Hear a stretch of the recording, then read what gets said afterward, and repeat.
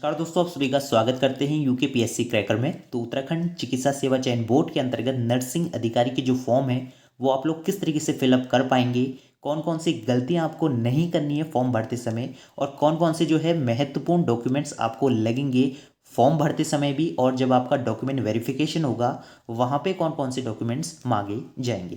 तो ये जो है नया चैनल है यूके पीएससी मेंस करके, जो हमारा ऑफिशियल चैनल है यूके एसएससी क्रैकर करके, वहाँ तो आपने सब्सक्राइब कराई है, तो इस चैनल को भी आप लोग ज़रूर से सब्सक्राइब कर लीजिए। इसमें आपको पूरी जानकारी देंगे कि किस तरीके से आपको जो है फॉर्म फिलअप करना है, जब आपका डॉक्यूमेंट वेरिफिकेशन होगा तो कौन कौन से डॉक्यूमेंट्स आपको लगेंगे। तो अभी जो है हाल फिलहाल में जो है एएनएम का जो है डॉक्यूमेंट वेरिफिकेशन हो चुका है, तो उसके संदर्भ में मैं आपको बताऊंगा कि किस तरीके से कौन कौन से डॉक्यूमेंट्स वहाँ मांगे जाते हैं फॉर्म भरते समय, कौन कौन से आपको सावधानियां रखनी पड़ेंगी, कौन कौन से सर्टिफिकेट्स आपके पास होने चाहिए। क्योंकि बाद में जब आपका डॉक्यूमेंट वेरिफिकेशन होता है तो वो सभी चीज़ें आपकी मांगेंगे कि क्या क्या आपके पास हैं, क्या मतलब जो भी आपने फॉर्म भरते समय लगाया है तो वो सारी चीज़ें मांगी जाएंगी। तो ये आपका नर्सिंग अधिकारी का फॉर्म रहने वाला है। जो लास्ट डेट है आप लोग देख लीजिए, 1 फरवरी तक आप लोग इसमें फॉर्म फिलअप कर सकते हैं। तो सबसे पहले पदों की संख्या आप देख सकते हैं, 1564 पोस्टों पर ये आपकी नर्सिंग अधिकारी की ये वैकेंसी निकाली गई है। तो इसमें देखिए सबसे पहले जब आप फॉर्म फिलअप करेंगे तो यहाँ पे आपको पद कोड दिखेगा, तो पद कोड को अच्छे से देख लीजिए। जब आप डिप्लोमाधारी, अगर आप देखिए इसमें अलग अलग श्रेणियाँ दी हैं, डिप्लोमाधारी अलग है, डिग्रीधारी अलग है, ठीक है, डिग्रीधारी, डिप्लोमाधारी और ये, ठीक है। तो इसमें पुरुषों का अलग क्राइटेरिया है 20% का और महिलाओं का 80% का। अब सपोज अगर आप महिला हैं और जो कि डिप्लोमाधारी है तो आपको जो पद कोड यूज़ करना होगा तो 101 पद कोड आपको यूज़ करना होगा। उसी तरीके से अगर आप डिग्रीधारी हैं तो 101 पद को यूज़ करना होगा। साथ में अगर आप डिप्लोमाधारी हैं, पुरुष में आते हैं, तो आपको 103 करना होगा। उसी तरीके से अगर आप डिग्री है आपके पास तो 104 करना होगा, ठीक है। तो ये चीज़ें काफ़ी इंपॉर्टेंट रहती है। तो इसी में काफ़ी लोग तो गलती कर देते हैं, वो क्या करते हैं 101, सभी लोग 101 कर देते हैं, 102, मतलब ये चीज़ों का ध्यान नहीं देते। तो काफ़ी बारीक जानकारी हम आपको देंगे कि किस तरीके से आप फॉर्म फिलअप करेंगे। भले ही आप लोग सर्वर कैफ़े में जाके, दुकान में जाके फॉर्म फिलअप करें, लेकिन आपकी जिम्मेदारी बनती है कि आपको अच्छे से फॉर्म देख लेना है जब आप फाइनल सबमिट करेंगे कि आपने कोई तो गलती नहीं करी है, ठीक है। तो यहाँ पे आप देख सकते हैं टोटल पोस्टें आपकी, ये जो है आपकी जनरल की पोस्टें आप देख सकते हैं किस तरीके से अनारक्षित पोस्टें यहाँ पे रहेंगी, और ये आपकी जो अदर जो आपका रहेगा ये रहने वाला है, ठीक है, मतलब जो भी आपको आरक्षण मिलेगा। तो लेवल 7 की ये वैकेंसी रहने वाली, इसमें जो है 37 आरक्षण जो है सभी उत्तराखंड के लोगों को दिया जाएगा, ठीक है। तो ये आपके पद कोड रहने वाले हैं। तो अभी हम जो है फॉर्म भरने के संदर्भ में ही बात करेंगे। तो थोड़ा अगर हम देखें तो योग्यता अगर हम देखें तो किस तरीके से इसमें रहने वाली है, तो इसमें सबसे पहले आपके पास रजिस्टर्ड होना चाहिए। जो आपका नर्सिंग का सर्टिफिकेट होगा वो रजिस्टर्ड होना चाहिए, या तो आपका उत्तराखंड से हो, ठीक है। तो यहाँ पे आप देख सकते हैं उत्तराखंड से हो, या फिर भारतीय नर्सिंग परिषद से मान्यता प्राप्त होना चाहिए। तो इसमें कौन कौन अभ्यर्थी आवेदन कर सकते हैं देख सकते हैं, बीएससी ऑनर्स के होने चाहिए, ठीक है। तो यहाँ पे आप भारतीय नर्सिंग परिषद में बीएससी ऑनर्स होना चाहिए, या फिर बीएससी नर्सिंग पाठ्यक्रम में जो आपका रहेगा पोस्ट बेसिक नर्सिंग, ठीक है। तो ये आप देख सकते हैं पोस्ट बेसिक नर्सिंग अथवा भारतीय नर्सिंग परिषद में जो है मान्यता प्राप्त आपका होना चाहिए। और साथ में जो है जीएनएम कैंडिडेट्स इसमें अप्लाई कर सकते हैं, जीएनएम कैंडिडेट्स के लिए भी ये वैकेंसी रहने वाली है। सेकेंड पॉइंट रहेगा उत्तराखंड भारतीय नर्सिंग परिषद, जो आपका बीएससी ऑनर्स रहेगा अथवा BSc nursing post basic nursing में जो आपका रोग विज्ञान के रूप में आपका पंजीकरण प्रमाण पत्र होना अनिवार्य है, ठीक है। तो किसी ने पूछा था कि क्या इसमें एक्सपीरियंस मांगा गया है, तो इसमें एक्सपीरियंस नहीं मांगा गया, ठीक है। तो इसमें किसी भी प्रकार का आपके पास एक्सपीरियंस की ज़रूरत नहीं है, बस आपका पंजीकरण होना चाहिए और एक्सपायर नहीं होना चाहिए। सबसे मेन चीज़ आपका एक्सपायर नहीं होना चाहिए। 1 फरवरी से पहले पहले, मतलब जब आप आवेदन कर देंगे उससे पहले पहले आपका जो है पंजीकरण रिन्यू होना चाहिए, ठीक है। तो काफ़ी लोग एक्सपायर ही अप्लाई कर देते हैं, तो बाद में आपका फॉर्म रिजेक्ट हो जाएगा, तो खाली क्यों मेहनत बर्बाद करनी है, तो अभी अपना जो है आप रिन्यू करा लीजिए। तो यहाँ पे देख सकते हैं यदि अभ्यर्थियों का जब पंजीकरण आवेदन पत्र जमा करने की अंतिम तिथि तक वैध है या फिर रिन्यू नहीं होगा तो उसका जो है अपत्र घोषित कर दिया जाएगा, मतलब जो है रिजेक्ट कर दिया जाएगा। तो आपको मैं पहले ही बता दूं कि अपना जो है पंजीकरण को रिन्यू करा लीजिए। अगर आपने अप्लाई नहीं करा है तो अप्लाई भी कर दीजिए।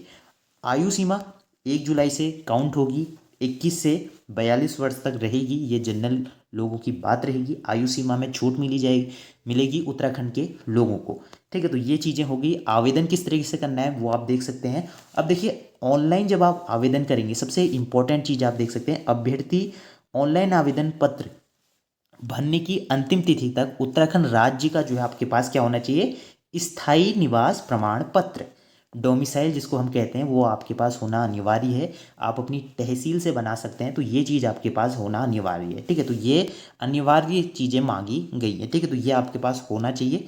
फिर आप लोग कहते हैं कि हमारे पास डोमिसाइल नहीं है, तो अब हम क्या करें। ठीक है, तो ये चीज़ें होंगी। इसके बाद आपके पास अनापत्ति प्रमाण पत्र, अगर आप कोई सरकारी संस्थान में या किसी चीज़ में काम करते हैं तो आपके पास अनापत्ति प्रमाण पत्र भी होना चाहिए। आरक्षण देखिए सभी को मिलेगा जिस तरीके से इसमें रहने वाला है। और दूसरी चीज़, अगर आप ओबीसी के हैं तो 3 साल तक की वैलिडिटी रहती है आपके सर्टिफिकेट की, जो आरक्षण का है। एससी एसटी की तो मतलब अनलिमिटेड रहती है। और जो आपका ईडब्ल्यूएस है, जो आपका आर्थिक रूप से कमज़ोर वर्ग है हमारे, उनके लिए 1 साल की अवधि रहती है। तो उसको ज़रूर से देख लें कि वो कहीं एक्सपायर तो नहीं है, या फिर रिन्यू करा लीजिए, या फिर आप लोग जनरल से ही अप्लाई करिए। ठीक है, तो ये चीज़ें हो गई। इसके बाद देखिए कौन कौन से जो महत्वपूर्ण दिशा निर्देश इसमें दिए गए हैं जब आप फॉर्म फिलअप करेंगे, उस पर हम बात कर रहे हैं। तो देखिए ऑनलाइन आवेदन पत्र में जब आप आरक्षण संबंधी, मतलब जब आप आरक्षण कोई भी, जैसे अगर आपने ईडब्ल्यूएस भरा है तो बाद में उसको चेंज करने का किसी भी प्रकार का जो है परिवर्तन नहीं होगा। ठीक है, परिवर्तन नहीं होगा। अगर आपने ईडब्ल्यूएस से भरा है तो आप लोग जनरल में नहीं आ सकते, तो ईडब्ल्यूएस से ही काउंट होंगे। ठीक है, इसके बाद आपका राष्ट्रीयता यहाँ पे आप देख सकते हैं। इसके बाद वैवाहिक स्थिति। ठीक है, तो ये चीज़ें तो कॉमन है। अगर आपकी शादी हो चुकी है तो आपके पास मैरिट सर्टिफिकेट होना ज़रूरी है। अब एक केस अभी एएनएम भर्ती में ऐसा आया था, उनका क्या था कि एएनएम में उनका शादी से पहले उनके पास सर्टिफिकेट नहीं था, रिजर्वेशन का सर्टिफिकेट नहीं था, लेकिन शादी के बाद उनके पास मतलब एससी का सर्टिफिकेट था। लेकिन जो फॉर्म अगर आप फिलअप करेंगे, जब आपका डॉक्यूमेंट वेरिफिकेशन होगा, तो आपका जो सर्टिफिकेट है, जो जाति प्रमाण पत्र है, वो शादी से पहले मांगा जाएगा। और पिताजी मतलब ये सभी चीज़ों का शादी से पहले आपके पास क्या होना चाहिए, जाति प्रमाण पत्र।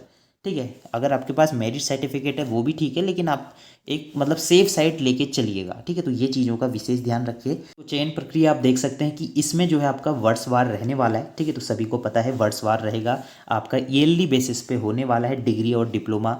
ठीक है, तो इसमें आपके अंकों के आधार पर रहेगा। ठीक है, अगर 2010 की बात करें, 2012, 13, 14, तो आधार जो रहेगा आपका अंकों के, जो आपका अंक रहेगा उसमें रहेगा।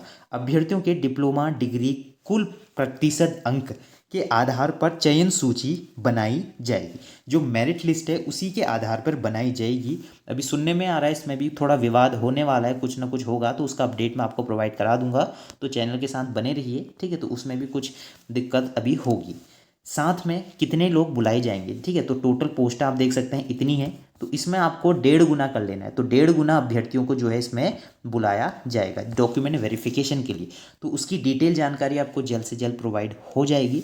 तो अब देखिए ऑनलाइन आवेदन कैसे करना है, यहाँ पे आप लोग वेबसाइट का लिंक मिल जाएगा। तो ये पूरी जानकारी आपको 12 तारीख को मिल जाएगी।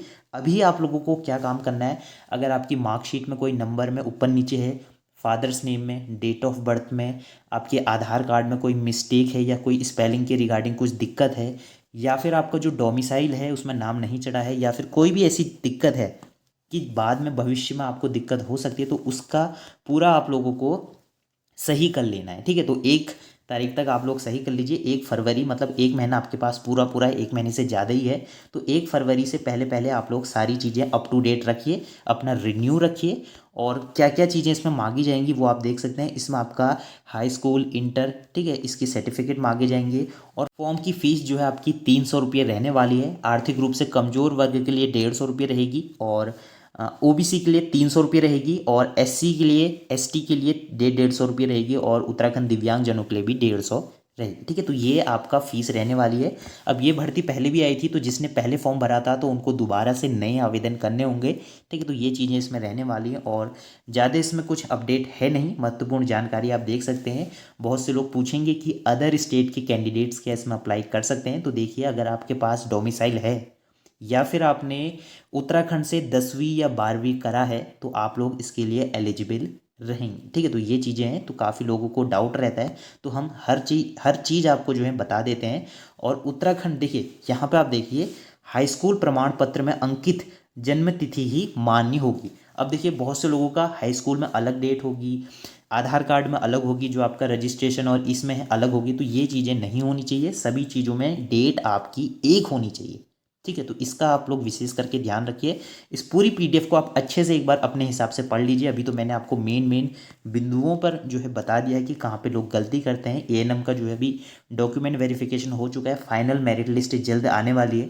तो आप लोगों के लिए एक नया टेलीग्राम में जो है एक ग्रुप बनाया जाएगा, तो वहाँ पे आप लोग जुड़ के अपनी क्वेरी पूछ सकते हैं। अपने कोई भी अगर आपको दिक्कत होती है तो वहाँ पे आप लोग जुड़ जाइए। टेलीग्राम जिसके पास नहीं है उसको इंस्टॉल करिए। उसमें आपको एक लिंक मैं आपको डिस्क्रिप्शन में प्रोवाइड करा दूंगा, वहाँ से आप लोग जुड़कर कोई भी अगर आपको दिक्कत होती है तो वहाँ पे आप पूछ सकते हैं। जैसे हमने एएनएम वालों के लिए बनाया था, तो उसमें कम से कम 170 कैंडिडेट्स जुड़े हुए हैं और सभी का अच्छे से डॉक्यूमेंट वेरिफिकेशन हो चुका है। जल्दी उनकी मेरिट लिस्ट जारी होगी, तो आप लोग भी जुड़ जाइए वहाँ पे। ठीक है, तो आपके लिए एक लिंक मैं आपको या तो कमेंट बॉक्स में या डिस्क्रिप्शन में प्रोवाइड करा दूंगा। अभी मैंने सोचा तो नहीं है, लेकिन उसका जल्दी आपके लिए जो है ग्रुप बना दिया जाएगा, तो वहाँ पे आप लोग मिलकर कोई भी जानकारी प्राप्त कर सकते हैं। तो मिलते हैं नेक्स्ट वीडियो में। और 12 तारीख को हम लोग बताएंगे, 12 जनवरी को फॉर्म हम फिलअप करना शुरू कर देंगे। आपने सभी जानकारी अगर आपकी सही रहेगी तो आप लोग भी फिलअप कर सकते हैं। तो मिलते हैं नेक्स्ट वीडियो में, तब तक के लिए बाय बाय।